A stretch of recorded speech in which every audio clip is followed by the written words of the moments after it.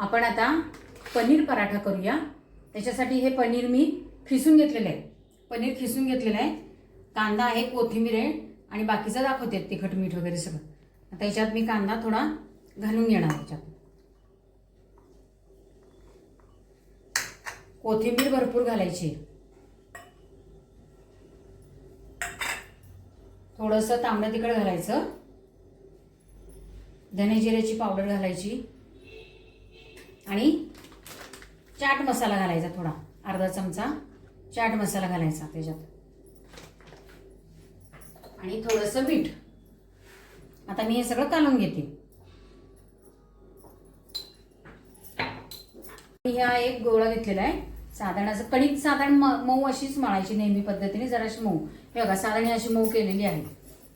आता हे असा ओंडा करून घ्यायचा पुरणाच्या पोळीसारखा आणि त्याच्यामध्ये आपला हा सगळा मसाला आहे तो भरून घ्यायचा।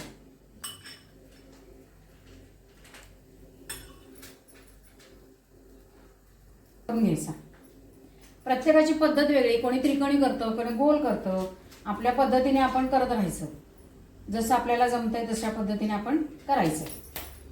एक मी आधी करून घेतलेला आहे, छानपैकी चव लागावी। तवा गरम झालाय की नाही कळतो ना, म्हणून करून घेतलेला आहे मी आधी एक। छान गरम झालेला आहे तवा।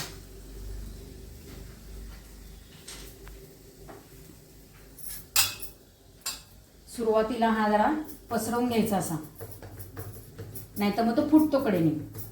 मस्तपैकी पद्धतीने अलगद हाताने पराठा करून घ्यायचा, नाहीतर तो फुटतो। तुम्हाला जेवढी साईज पाहिजे तेवढी करा। डब्यात द्यायची असली तर थोडीशी लहान करायची आणि जर वर अशीच देणार असाल तर मग मोठी केली तरी चालते, कारण डब्यातनं द्यायची। आता ती मी भाजून घेते छान।